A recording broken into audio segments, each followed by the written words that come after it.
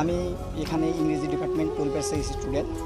তো আমাদের এখানে যে ঝামেলাটা হয়েছে, এখানে অ্যাকচুয়ালি আমাদের কর্মসূচি ছিল অবস্থান কর্মসূচি। আমাদের উদ্দেশ্য ছিল আমরা মডার্নে গিয়ে অবস্থান করব, কিন্তু আমাদের যে এখানে ছাত্র সংগঠন আছে তারা আমাদের আগেতেই জানিয়ে দিয়েছিল যে অবস্থান ছাত্রলীগ ছিল এখানে। তো ওরা আমাদের জানিয়ে দিছে যে এখানে হচ্ছে আপনাদের অবস্থান কর্মসূচি করা যাবে না, আপনারা হচ্ছে পদযাত্রা করেন। আমরা সেটাতে একমত হয়ে আমরা এখানে পদযাত্রা করার জন্য ইচ্ছুক ছিলাম, কিন্তু তারা পরবর্তীতে আমাদের আরও ফোর্স করে আমাদের যে সবার সাথে কথা ছিল আমরা হচ্ছে পদযাত্রা করে চলে আসব। কিন্তু আমাদের যখন ক্যাম্পাসের গেটে যখন চলে গেছে তখন ছাত্রলীগ সহ বাকি স্যাররা যারা আছে তারা আমাদের হচ্ছে বাধা প্রদান করছে। স্যাররা অ্যাকচুয়ালি যখন সামনে আছে তখন পিছন থেকে এবং তাদের যারা তৃতীয় পক্ষ ছিল তারা স্যারের উপর আক্রমণ করে সেই দায় আমাদের সাধারণ শিক্ষার্থীদের উপর চাপানোর চেষ্টা করছে।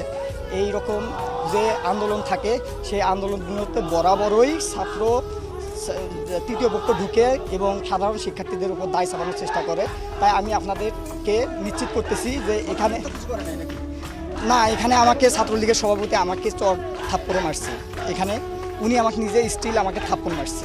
এখানে কথা হচ্ছিল আমাদের এখানে গত 9 দিন ধরে এখানে আমরা অনুষ্ঠান করতে সমাবেশ করতেছি। এখানে কোনো প্রকার আমাদের সাধারণ শিক্ষার্থী বিশৃঙ্খলা করে নাই, কিন্তু ওনারা আসার কারণেই এই বিশৃঙ্খলা হয়েছে। এই দায়ভার